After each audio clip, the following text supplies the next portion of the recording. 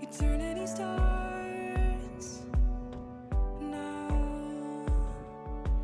knowing this love is all yours, and this joy will fall like the rain on anyone he saves. Come alive in him, let your heart be filled, always, forever. Abandon your doubts, here, watch as your life begins, and his peace will come like a flood. Surrender it all for love. Come alive in him, let your heart be filled, always, forever. Step out from the grave and be raised to life, always, forever.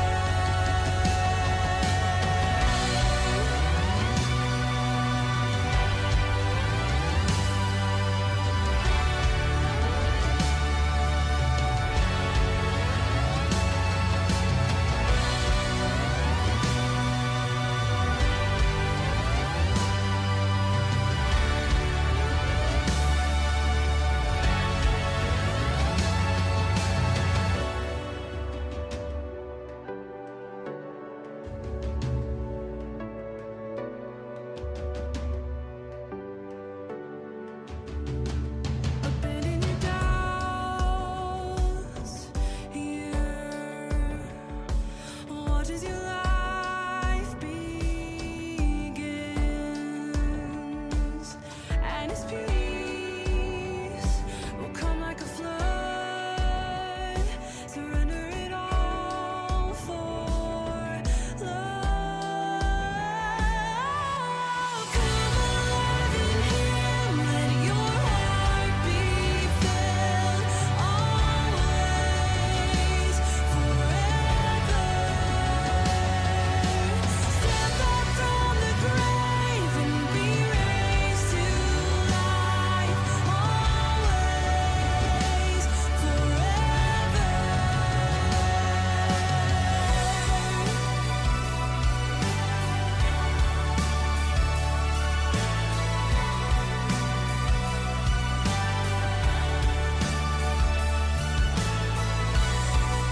Love is waiting, heaven calls out.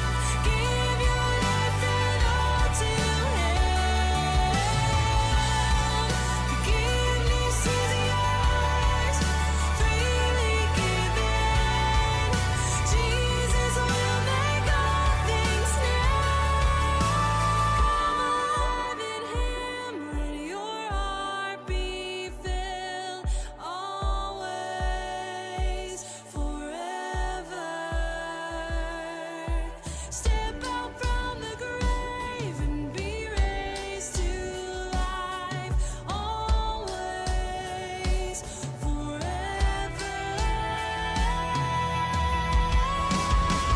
Come alive in him, let your heart be filled, always, forever.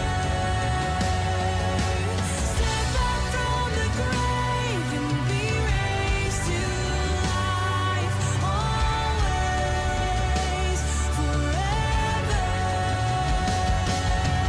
Come alive in him, let your heart be filled, always, forever. Step out from the grave and be raised to life, always, forever. Hola a todos, hola chicos, ¿cómo están? Esperemos que estén muy bien. Estamos una vez más en nuestro episodio número 3 nuestro episodio número 3 de nuestra serie Sin Filtro aquí en las redes sociales en Antorchas Vivas. Y hoy vamos a hablar de un tema muy interesante, al menos interesante para nosotros, y pues ustedes no tienen opción, no podemos interactuar con el video. Hoy vamos a hablar de un tema muy interesante y una vez más vamos a examinar un artículo muy bueno de Coalición por el Evangelio. Una vez más se los recomendamos, el enlace está por aquí, en algún lado, coaliciónporelevangelio.org. Tienen artículos muy buenos y hoy vamos a hablar sobre el juzgar a los demás. Carnal. El juzgar con juicio justo. Y antes de leer este artículo y de compartir este artículo con ustedes, quiero poner esta advertencia. Advertencia. Escuchar este programa puede provocar que creas lo que la Biblia enseña verdaderamente y dejes de usar como excusa el no juzgar para seguir pecando como se te da la gana. El tema de juzgar a los demás es un tema que muchas personas lo van a tomar o lo han tomado a su conveniencia. De hecho, ¿tú sabes cuál es el versículo más conocido por la sociedad? El de Mateo 7. Sí. Muchas personas, mucha gente cristiana piensa que el versículo más popular es Juan 3:16. Que vamos a leérselo por si no se lo saben. Juan 3:16 dice, yo creo que este es el versículo cristiano que más cristianos se saben. Dice, porque de tal manera amó Dios al mundo que ha dado su Hijo unigénito para que todo aquel que en él cree no se pierda, mas tenga vida eterna. Pero curiosamente, este no es el versículo más popular en la sociedad entre las personas creyentes y no creyentes. El versículo más popular se encuentra en Mateo 7. Se los voy a buscar. Mateo 7, versículo 1, que dice lo siguiente. No juzguen para que no sean juzgados. Y la mayoría de las personas, al menos los que usan este pasaje a su conveniencia, hacen esto. Toman el primer versículo o la parte del versículo que les gusta y tiran por la borda el resto del pasaje sin saber y sin examinar qué es lo que Jesús estaba diciendo. Y el día de hoy queremos hablar precisamente sobre esta... No sé si sea un tabú, no sé si llamarlo tema difícil. Realmente no es un tema difícil, pero mucha gente se siente como que en su propia razón de que los cristianos no debemos de juzgar. Sí. Y se basan muchos de ellos en este versículo, en Mateo 7, verso 1. Piensan que deberíamos ser como unos tipos hippies que estamos en paz con todo, por amor y paz. Yo soy su amigo Nicolás Tranquilino y estoy aquí para compartir con ustedes un poco de espiritualidad y de paz. Sí, piensan que los cristianos debemos ser como Barney, ¿no? Abrazando. Barney es el dinosaurio de la imaginación. Cuando aparece y salta así nos canta una canción. Abrazando a todos. Como y- los Teletubbies acá bien Ándale. tiernos y caminando acá. E incluso una forma de representar amor es haciendo un juicio, pero un juicio justo ante alguna situación que requiera un juicio. De hecho, Frank Turek, él dice, es un apologista. Frank Turek dice, Jesús mismo le dijo a los fariseos y a las personas que lo estaban atacando, los llamó generación de víboras. Y les dijo que su padre era el diablo porque querían matarlo. Y Frank Turek dice, ¿el dulce y tierno Jesús dijo esto? Just read Matthew chapter 23, when Jesus goes after the Pharisees. What does he say in Matthew chapter 23? Among other things, he says, "Woe to you, scribes and Pharisees, you hypocrites! You strain out a gnat and swallow a camel. Oh, you look great on the outside, you're whitewashed tombs, but on the inside, you're full of dead men's bones. You go a mile to make a convert, and then once you make him a convert, you make him twice as much a son of hell as you are. How will you avoid being condemned to hell?" What? Sweet and gentle Jesus said this? Yes, Jesus was not Barney. Y luego le dice, Jesús, eso no fue muy cristiano. ¿Cómo te atreves a juzgarlos? Porque no piensan como tú. ¿Que no deberías amarlos a todos? Jesús, no te estás comportando como un cristiano. Es lo que le dicen a Jesús. Y todo esto tiene que ver con el tema de juzgar a los demás. Así que vamos a comenzar, vamos a leer este artículo. Pero Isaac, no sé si tengas algo que comentar sobre el juzgar a los demás. Algo que dijimos al principio y es algo muy curioso es que cuando decimos no debes de juzgar, estamos aplicando un juicio. Así que la misma frase se contradice a sí misma. Y nomás, el pasaje de Mateo 7 es uno de los más sacados fuera de contexto. También el de Romanos 2, versículo 1, el de tú que juzgas traes sí. condenación para ti mismo. Es un pasaje sacadísimo fuera de contexto. Ajá. Y me da curiosidad cómo es que todos, incluso hasta los no cristianos, agarran la Biblia para defender su pecado, para defender su orgullo. Sí, y estas personas normalmente es muy triste ver cuando usas la Biblia fuera de su contexto para tratar de apoyar alguna manera de vivir que tú quieras vivir. Y de hecho mucha gente, y esto es lo curioso, mucha gente desecha la palabra de Dios, pero al mismo tiempo quieren que Jesús siga de su lado. Sí. Porque inventan a un Jesús o se arman a un Jesús incompleto. A un Jesús al cual solo han agarrado las cositas que a ellos les gusta de este Jesús y lo han puesto en este Jesús. Un Jesús que acepta a todos, un Jesús que ama a todos, un Jesús que perdona todo y un Jesús que está dispuesto a ignorarlo todo. Cuando este no es el Jesús de la Biblia, porque Jesús mismo dijo que todo juicio se le ha dado a él. Y C.S. Lewis dice, una frase muy, muy popular de él, dice, yo quiero a Dios, no mi idea de Dios, dice. Ándale. Y en el Éxodo, cuando Dios le dice a los israelitas que no van a hacer una imagen de él, era por lo mismo, que no se hicieron una imagen, porque no hay nada aquí en la tierra que pueda describir en su totalidad lo que es Dios. Y dijo, no me harán imagen alguna. Y es cierto, jóvenes, pueden caer en la tentación. La tentación es muy latente de querer armarnos nuestro propio Dios. Y de querer armarnos un Dios que a nosotros nos agrade. Y mucha gente anda caminando con este rumbo, armándose a su propio Dios, no el Dios de la Escritura, sino el Dios de los pedacitos de la Escritura que a ellos les guste.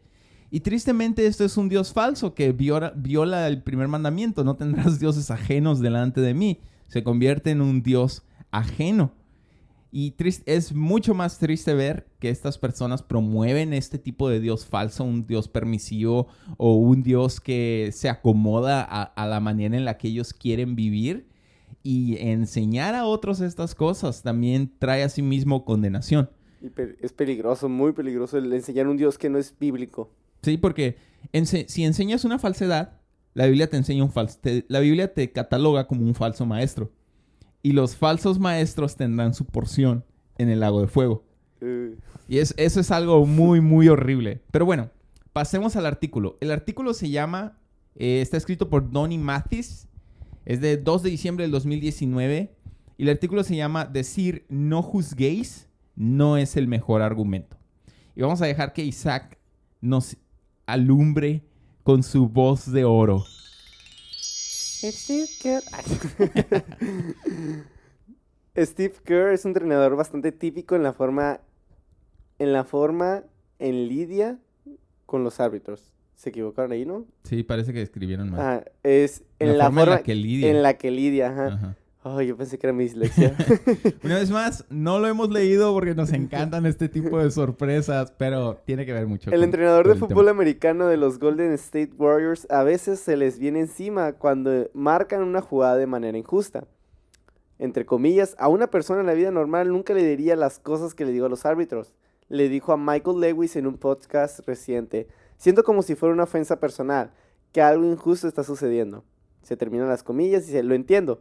Cada vez que veo a mi querido equipo favorito, los Kentucky Wildcats, grito, eso está mal, referí. Si nuestro desdén por saber que estamos equivocados se limitara a los árbitros y los deportes, nuestra situación no sería tan grave. Sin embargo, todos, desde niños, pequeños hasta jubilados, quieren sentir que su comportamiento está justificado.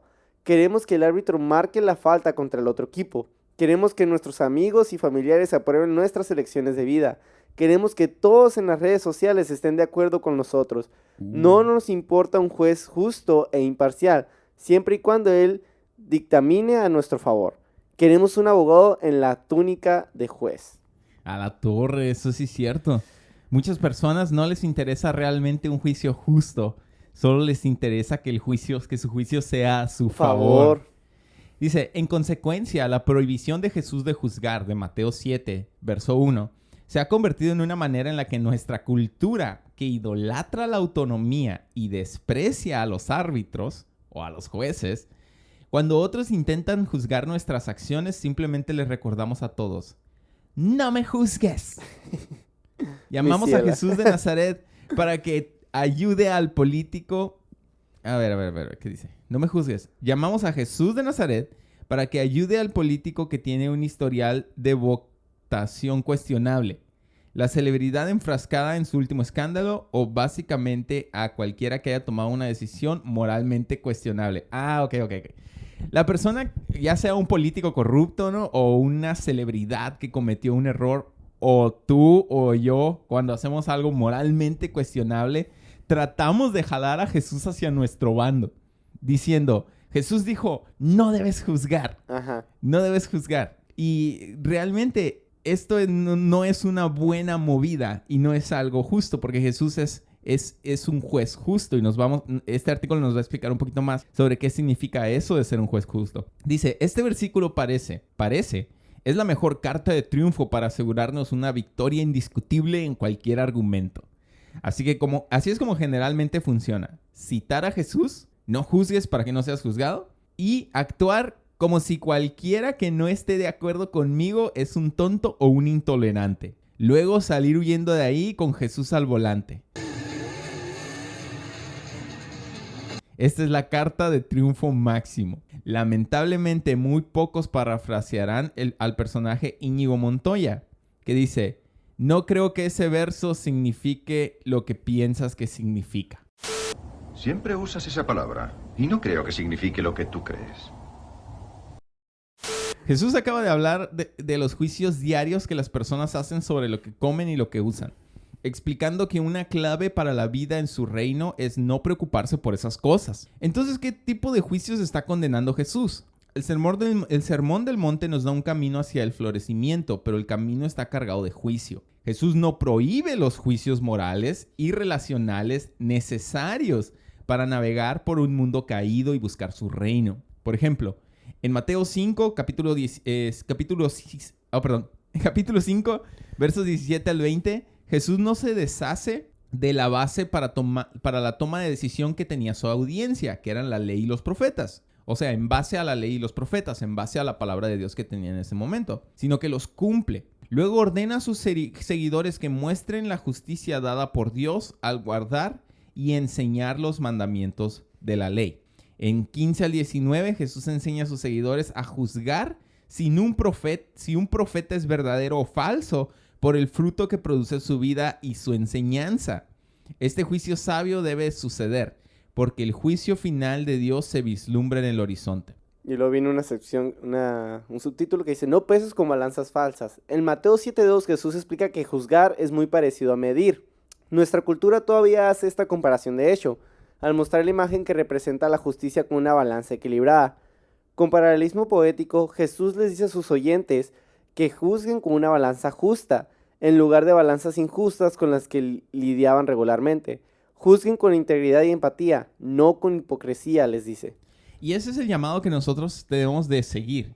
No se trata de no juzgar, de no hacer ningún tipo de juicio, porque ninguna persona podría sobrevivir sin hacer ningún tipo de juicio. Eso es imposible. El mundo en el que vivimos nos exige que hagamos juicios de valores, que hagamos juicios morales, que hagamos juicios de todo tipo, incluso en lo que vamos a comer o a dónde vamos a ir o cómo nos vamos a vestir. Toda la toma de decisiones implica un juicio. Con la atención creciendo, Jesús cuenta un chiste. Es memorable, divertido y tiene un gran impacto. Imagina el escenario que presenta Jesús. Un hombre tiene una astilla en el ojo, el otro tiene un 2x4. O sea, un barrote. Todos hemos tenido un objeto irritante en nuestros ojos, pero espero que no digas lo mismo sobre una viga de madera. Hay dos implicaciones en esta analogía. Primero, ¿cómo podría ver alguien una astilla sin notar una viga enorme? En segundo lugar, ¿por qué el hombre con un trozo de madera que sobresale de su rostro ofrece una cirugía ocular minuciosa en el ojo de su vecino? Jesús llama a la persona con la viga hipócrita. Entonces, ¿cuál es la solución? Jesús le dice al tipo de la viga que la saque antes de ayudar a su hermano con la astilla. Sin embargo, no elimina la responsabilidad que los creyentes tienen de ayudar a detectar y eliminar el pecado de la vida de sus seres queridos. Y entonces verás claramente para sacar la astilla del ojo de tu hermano. Mateo 7:5. Ajá. Y eso es algo curioso porque, de hecho, Alan Schleimer estaba explicando este pasaje y estaba diciendo que aquí Jesús no le dice, hey, no te fijes en la astilla y no saques la astilla y no menciones la astilla del ojo de tu hermano, sino que arregla primeramente lo que está mal en tu vida, entonces podrás ayudar a tu Ajá. hermano. Entonces podrás emitir un juicio. Exacto. Una vez más, entonces podrás emitir un juicio una vez de que hayas arreglado a lo mejor ese pecado en el que estás viviendo. Y es por eso que el cristiano debe vivir en un constante arrepentimiento y vivir de una manera digna del evangelio, caminar a lo que la Biblia dice. Porque yo quién sería, ahora sí, yo quién sería si yo me emborracho todas las noches y llego contigo y te digo, no tomes. Mi juicio no aplica para nada porque realmente yo no estoy aplicando ese juicio para mí mismo. Exactamente, estás tratando de arreglar un problema en la vida de la otra persona, un problema con el que tú mismo estás batallando. Y es como y eso impide el que nosotros cometamos el pecado que queremos juzgar, impide muchas veces que lo confrontemos. Por ejemplo, cuando David, su hijo Amnón, que violó a su hermana, Ah, sí. él no lo confrontó, simplemente se enojó. Muchos no saben por qué se enojó, pero pues la mayoría de teólogos afirman que tal vez fue porque el pecado fue similar a lo que hizo con Betsabé. A lo que él hizo con Betsabé. Ajá, de violarla. E incluso me da mucha curiosidad que cuando Absalón mata a Amnón, lo mata de una manera muy parecida a lo que hizo David. Absalón emborrachó a Amnón, después le utilizó Oh, a sus sí, siervos cierto. para matarlo. Y luego todavía les aconseja a sus siervos a Absalón que no tengan miedo, que viva Jehová, que ustedes son valientes. Y de la misma manera pobre. hizo David. David emborrachó a Urías, pero no le funcionó. Después utilizó a sus siervos Para matarlo. para matarlo. Y luego cuando Joab le trajo la noticia, le dijo, no te preocupes, dijo, uno Todo muere está ahora. bien, Ajá. lo trató de barrer bajo el tapete, ¿no? Y eso impidió que él juzgara a sus hijos, que aplicaron juicio y acarrió consecuencias terribles más adelante, una rebelión, una guerra civil. Y también algo curioso, a lo mejor, si me siguen un poquito me van a entender. El no juzgar es en sí mismo juzgar, porque estás juzgando que no te vas a meter.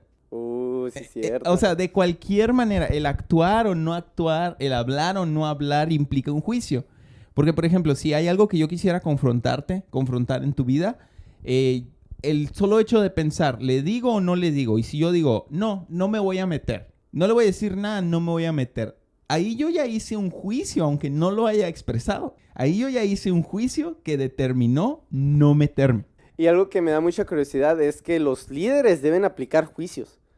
Si estás en una iglesia debes aplicar juicios, porque Pablo le dice a Timoteo que debe poner hombres aptos para enseñar, irreprensibles, dice. Y me gusta mucho la palabra irreprensible porque no es que no tengamos nada de pecado, sino que no hay un pecado en nosotros que sobresalga O que nos descalifique. o que nos descalifique. Es por eso que debemos vivir en arrepentimiento para poder aplicar juicios. También, ¿qué opinas de ese pasaje que mucha gente utiliza como para escudarse, ¿no? Que es otro pasaje que la gente saca como su escudo para justificar la manera en la que viven.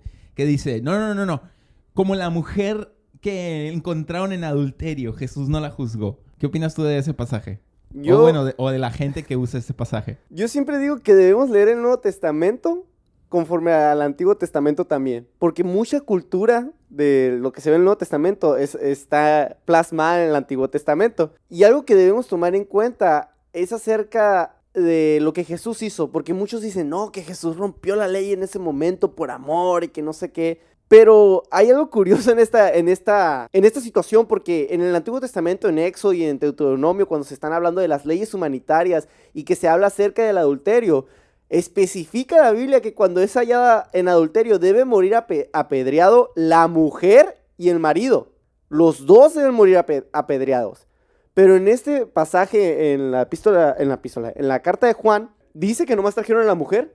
Ajá, o sea, incluso si nos ponemos a examinar, toda la situación está medio turbia. Ajá. Está medio rara. Los líderes trajeron a una mujer que adulteró y nomás la traen a ella. Para probar a Jesús, para Ujú. tentarlo. Y incluso creo que el mismo Evangelio de Juan nos revela un poco las motivaciones que ellos tenían, que le habían traído para ponerle una trampa a Jesús, para tenderle una prueba a Jesús, a ver qué era lo que iba a hacer.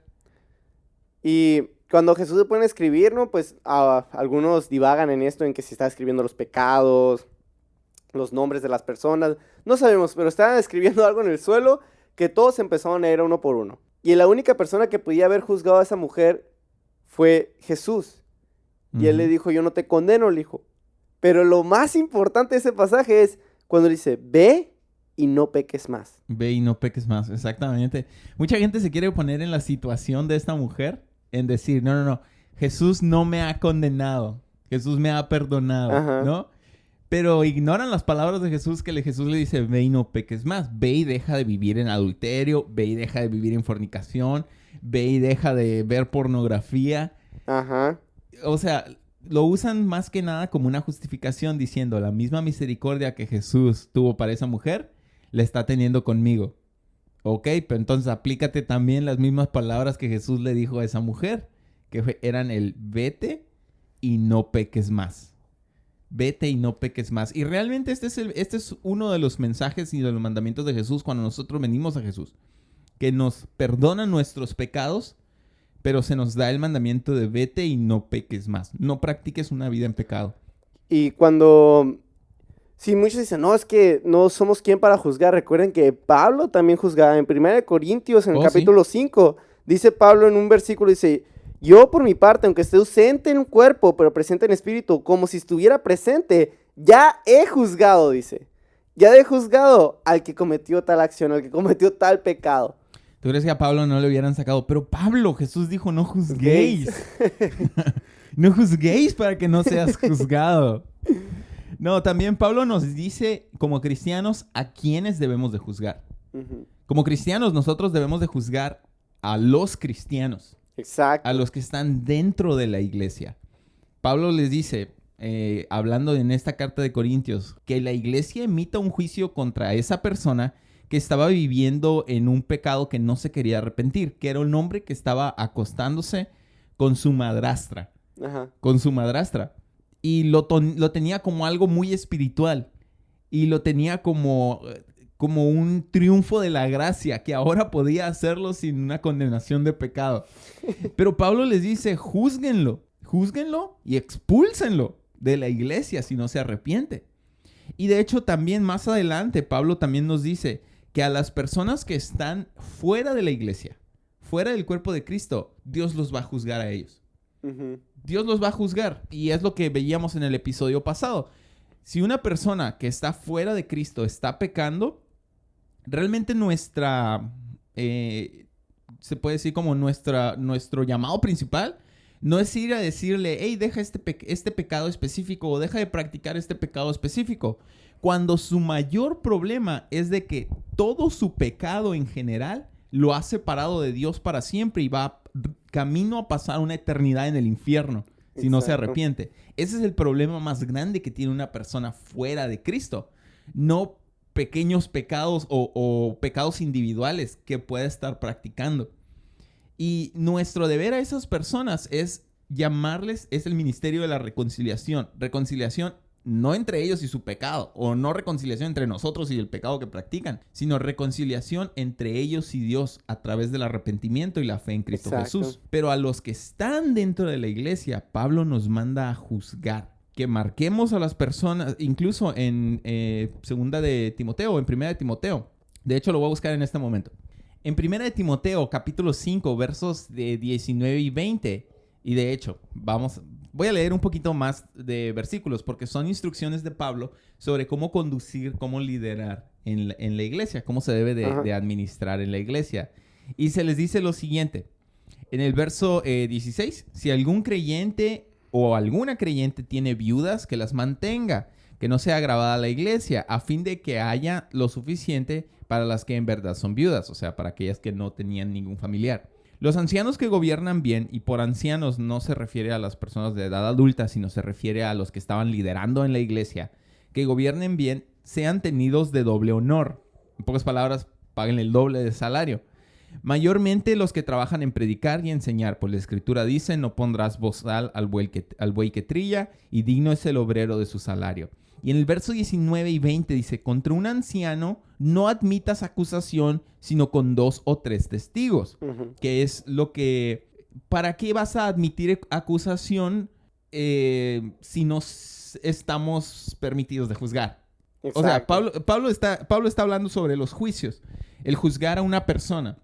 Si viene una acusación en contra de uno de tus líderes o de los líderes de la iglesia, no admitas acusación alguna si no viene por parte de 2 o 3 testigos que pueden afirmar que ha cometido una falta o un pecado que lo descalifique. Y otra cosa, un testigo no es simplemente llegar y decir, no, pues me enteré por 2 o 3 personas que está pasando esto. No. Una persona que es considerada testigo es aquella persona que puede dar la cara y firmar su nombre en una acusación. De hecho, un principio básico de una iglesia para evitar el chisme es no admitas ninguna queja a menos que venga firmada. Que la persona esté dispuesta a poner su nombre y a decirte quién es. Ok, pero ¿por qué estoy diciendo esto? Porque en el verso 20 nos habla también de dar juicio. Dice, a los que persisten en pecar, repréndelos delante de todos, para que los demás también teman. Y en el 21, Pablo le dice, te encarezco delante de Dios y del Señor Jesucristo y de sus ángeles escogidos, que guardes estas cosas sin prejuicios, sin juicios antes de juzgar, no haciendo nada con parcialidad. Pablo le estaba diciendo a Timoteo que al momento de juzgar, él tenía que ser imparcial. Contra los líderes, no admitir acusación hasta que vengan 2 o 3 personas que puedan dar testimonio de que esta persona está cometiendo una falta o que haya evidencia, básicamente, ¿no? Que esta persona está cometiendo una falla. Y en el verso 20 dice, a quienes persisten en pecar, persisten en practicar una vida de pecado, repréndelos enfrente de todos. Repréndelos delante de todos para que los demás también teman. Y también en Mateo 17, cuando dice que te perdones a tu hermano, dice que si persiste en pecar, que lo lleves delante de un hermano. Y si persiste en pecar, que lo denuncies delante del templo, dice. Por tanto, si tu hermano peca contra ti, ve y repréndelo estando tú y él solos. Si te oyere, has ganado a tu hermano. Aunque eso habla también más de las ofensas personales. Ajá. Por ejemplo, si yo te ofendo a ti en una manera personal, este no es un asunto que se tendría, como normalmente pasa, ¿no? Tristemente, que se divulga en las redes sociales o se hace un chisme Sí. de alguna falla o de algún pleito personal. Pero las instrucciones de Jesús son claras. Cuando es un pecado, si tu hermano peca contra ti, ve y repréndelo estando tú y él solos. Pero lo que me da curiosidad es que Jesús les dice más adelante Mas si no te oyere, que lo reprenda delante de 2 personas, pero luego dice delante de la iglesia. Si no te oyere, en el versículo 17, dilo a la iglesia. y si no oyere a la iglesia, Tenlo por gentil y publicano, dice. ¿sí? O sea, tenlo como por una persona que no conoce a Dios. Ajá. Y esto es algo bien interesante. Hasta aquí, lo que hemos aprendido. Jesús no nos dijo no juzguen. O bueno, Jesús dijo no juzguen para que no sean juzgados. Y después explica a qué se refiere. Que es no juzgar hipócritamente. Ujú. Que no juzguemos hipócritamente.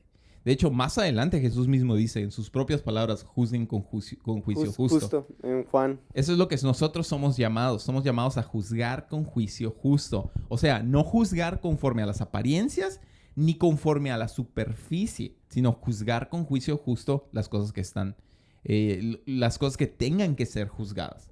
Dentro de la iglesia, como cristianos, debemos juzgar porque no podemos corregir a nadie sin haber juzgado las acciones que se están haciendo mal. Y recordemos también que el justo juicio no es lo que nosotros consideramos que está bien, sino lo que la Biblia dice que es. Si la Biblia dice que es blanco, es blanco. Si la Biblia dice que es negro, es negro. Juzgamos con la Biblia. La Biblia es la que te juzga. Es cierto, en ese sentido tienes toda la razón.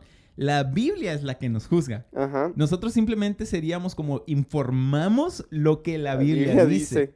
Y en ese sentido tiene toda la razón, porque la palabra de Dios es la única fuente de donde podemos sacar un juicio justo. Exacto. Por lo tanto, si estás mintiendo, es la Biblia la que te cataloga como un mentiroso. La Biblia es la que te juzga como un mentiroso. Si tú estás teniendo relaciones sexuales con tu novio o novia, la Biblia te consideró un fornicario. Y qué fuerte, ¿no? Pero es cierto, es la Biblia la que nos considera. Si estás viviendo en adulterio, La Biblia es la que te llama adúltero. Ajá. No nosotros. Verdaderamente, en ese aspecto, nosotros no tenemos autoridad para emitir un juicio así. Porque nosotros también somos culpables de pecado. Todos somos culpables de pecado. Exacto. Pero es la Biblia la que nos culpa de pecado. Y es la Biblia la que nos juzga de pecado a nosotros. Y es curioso porque Jesús mismo, incluso en sus propias palabras, él dijo, no piensen que yo los voy a juzgar. Y en ese versículo está interesante porque le dice, no piensen que yo los voy a juzgar. La palabra Ahora. que yo he hablado es la que ya los juzga. Ya los ha juzgado, ya los juzga. A la torre, o sea, qué impactante que son las mismas palabras de Jesús las que nos juzgan a nosotros. Y bueno, vamos a terminar con este artículo. Hay 4 puntos. Hay 4 puntos que el autor de este artículo resalta ya para terminar. Y el punto número 1 es el siguiente. Yo tú. Ladies and gentlemen, let's get ready to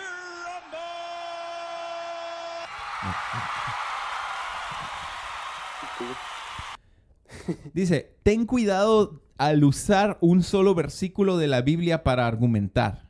Y dice el autor, y esto es verdad, es un peligro muy real. No conozco a nadie que le guste cuando sus palabras son torcidas.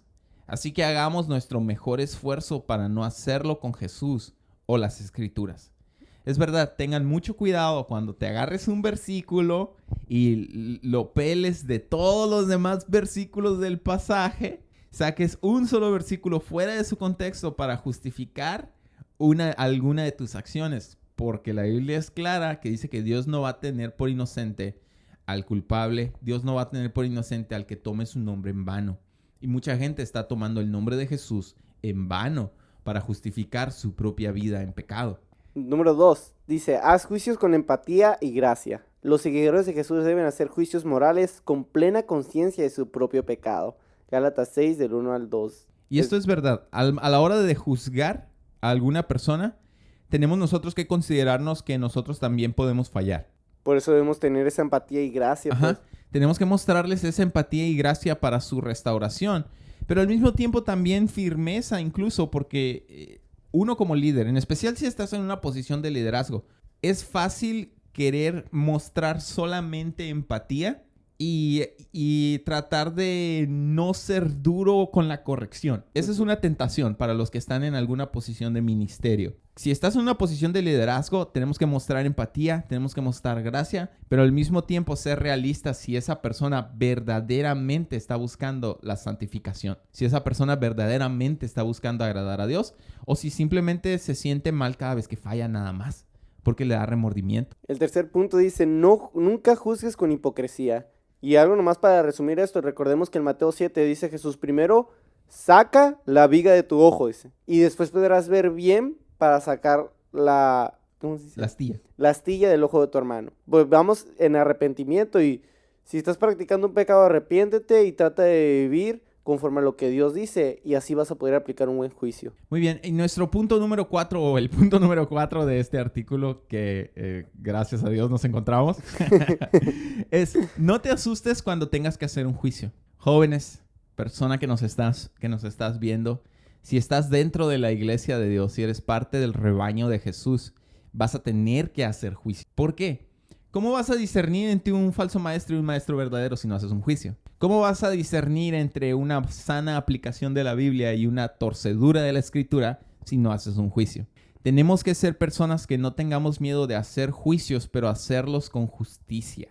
Hacerlos no conforme a lo que sea popular, no conforme a lo que todo el mundo piensa, sino como Isaac lo comentó correctamente, conforme a lo que está escrito, apegarnos a lo que está escrito, a la palabra de Dios. Y no tengamos miedo. Y se los dice a alguien que ha sido puesto en muchas ocasiones o en algunas ocasiones hacia tomar decisiones difíciles e incómodas al momento de hacer juicios. Pero siempre, siempre, siempre, y esta debe ser nuestra guía y nuestro pilar al que corramos, nuestra roca y nuestra base, siempre debe ser la palabra de Dios. ¿Qué es lo que dice la palabra de Dios sobre este tema en el cual yo tengo que tomar algún juicio? Y siempre, nunca le vas a errar si siempre te inclinas y siempre te vas por lo que Dios dice, por encima de lo que digan las demás personas o por encima de lo que digan o por encima de tu popularidad si no vayas a ser popular. De hecho, un personaje de una caricatura dijo, creo que no voy a ganar ningún concurso de popularidad con esto, pero esto es lo que pienso, dice. Y es verdad. Muchas veces por expresar lo que dice la palabra de Dios no vamos a ganar ningún concurso de popularidad. Pero déjame decirte algo. Estar del lado de Dios y defender la sana doctrina vale la pena y de Dios Muchísimo. tendremos la recompensa. Algo que nos dice Mellado mucho en sus prédicas es acerca de no veamos una prédica con una mente abierta o una enseñanza con una mente abierta, sino con una Biblia abierta. Tenemos que analizar todo, incluso como los cristianos de Berea. Bueno, ellos no eran cristianos, no ni eran siquiera cristianos. en ese momento. Ajá, en Hechos 17, mientras Pablo les hablaba, ellos escudriñaban toda la escritura para ver si lo que Pablo decía era verdad. Y en las epístolas de Juan, ya para terminar, Juan les dice a sus lectores, probad los espíritus para ver si vienen de Dios, dice. Muy bien. Bueno, esto ha sido todo por parte de este tema, de nuestro tercer episodio de nuestra serie Sin Filtro. Esperamos que te haya sido de bendición. Y nomás, ya sé que estamos terminando, pero Romanos 2.1 está hablando acerca de la salvación, no acerca de que nosotros juzgar juicios morales. Nomás quería aclarar eso porque es un versículo muy fuera de contexto. Sí. No, y es verdad, es bueno explicar eso. Romanos 2.1 está hablando sobre la salvación, no sobre el ejercer juicios morales diarios o juicios hacia otras personas. Exacto. Bueno, ahora sí, como pueden escuchar la música, ahora sí ya estamos terminando. Muchísimas gracias por habernos acompañado en nuestro tercer episodio de nuestra serie Sin Filtro. Quizás sea el último episodio, quizás sea un episodio más, dependiendo de qué nos digan en cuanto a la cuarentena. Pero también háganos saber su opinión, qué les ha parecido estos temas y si hay algún tema en especial que les gustaría que tratáramos o que les gustaría que examináramos de una manera bíblica. Muchísimas gracias por estar con nosotros. Soy Juan Francisco Mellado, me acompaña Isaac Valencia Rubalcaba y nos vemos en el próximo episodio. Dios los bendiga grandemente.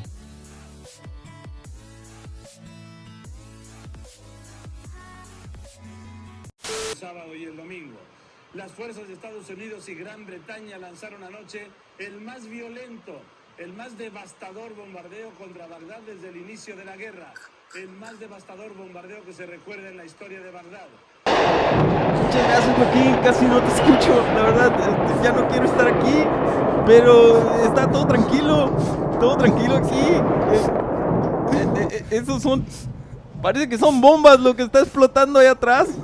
Los términos y condiciones no hablaban de esto.